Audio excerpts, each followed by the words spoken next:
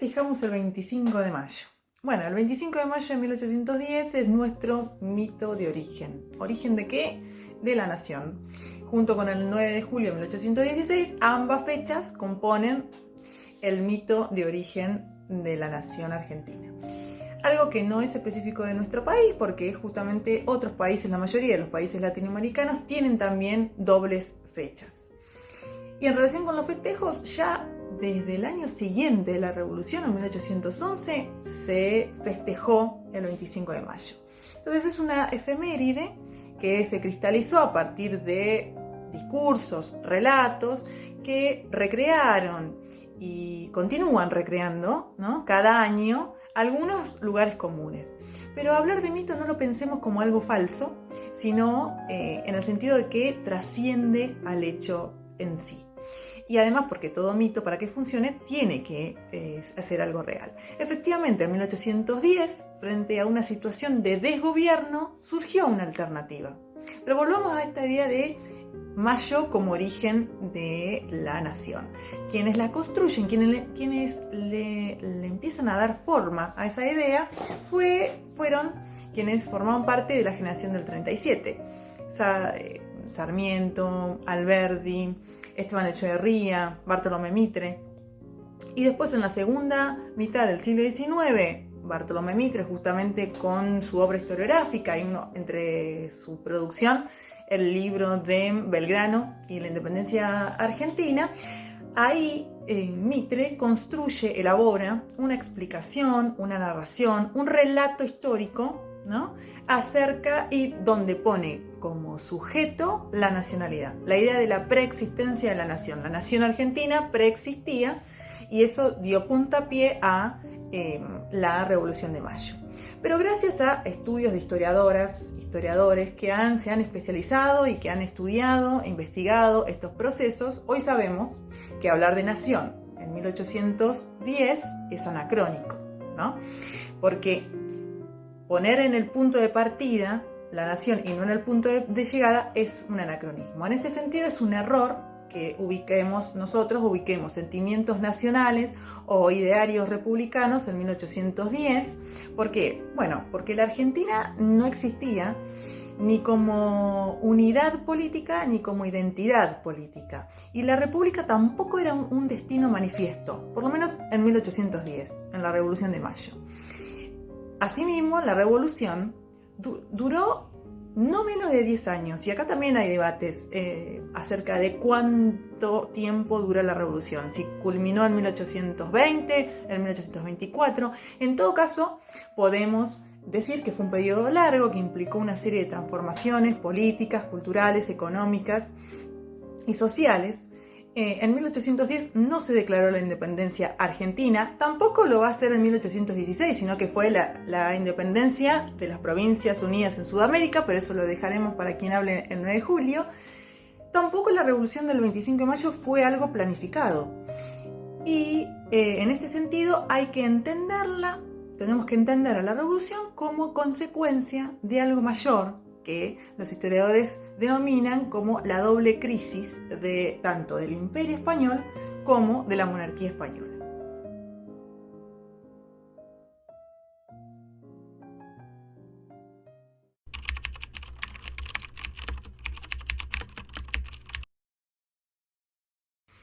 Bueno, entonces, ¿qué pasó concretamente el 25 de mayo de 1810? Bueno, lo que sabemos y hemos aprendido desde la escuela primaria, haciendo alusión al tema de las efemérides que hablamos en el otro video, la formación de la Junta Provisional de Gobierno, alias Primera Junta en Buenos Aires, ¿no? Una junta que estuvo presidida por Cornelio Saavedra, que en ese momento era el comandante del cuerpo de patricios, las milicias, ¿no? Un cuerpo de milicias.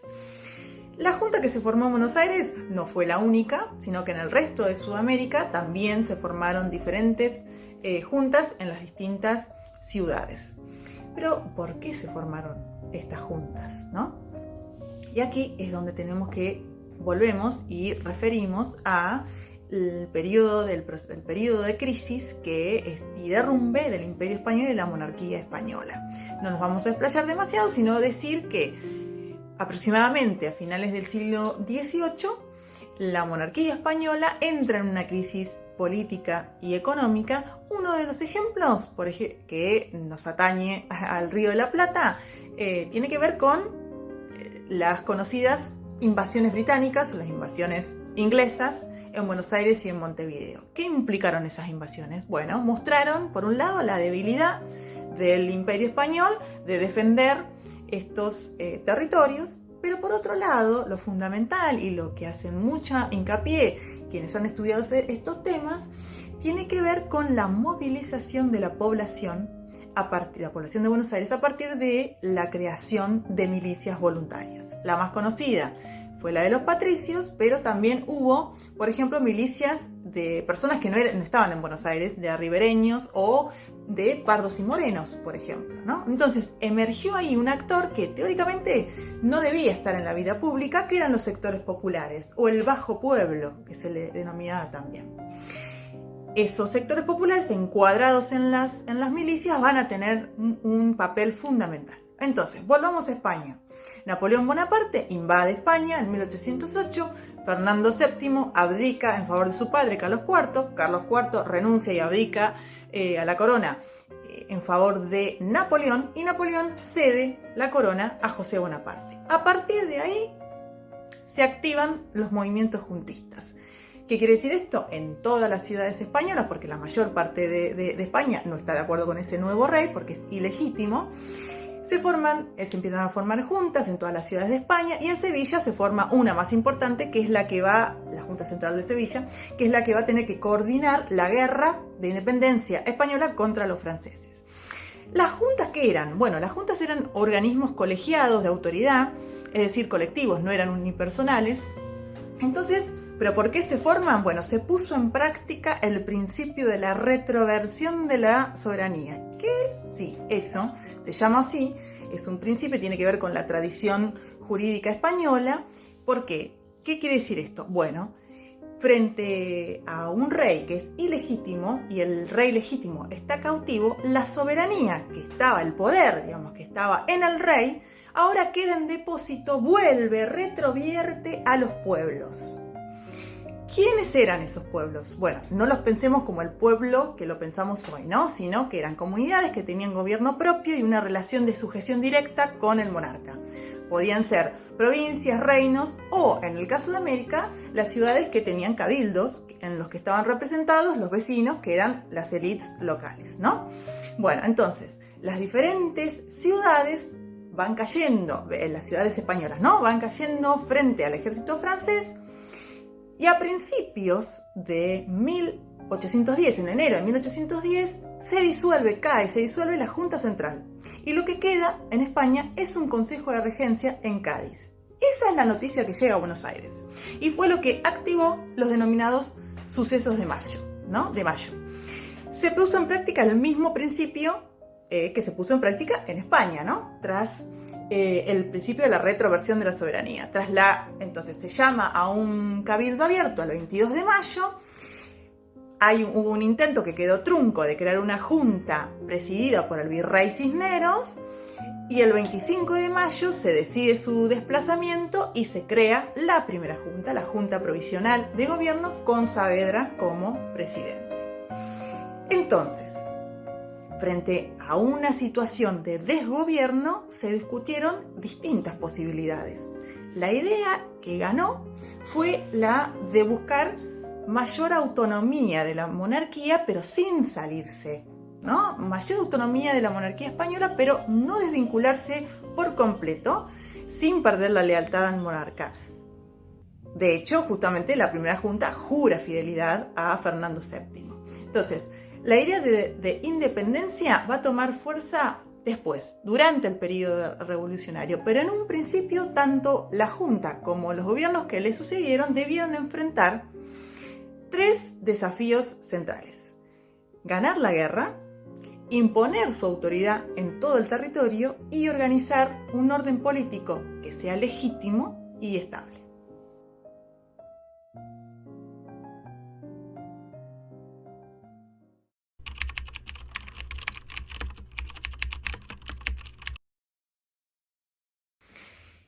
Entonces, ¿fue una revolución? ¿No fue una revolución? Sí, fue una revolución. ¿Por qué?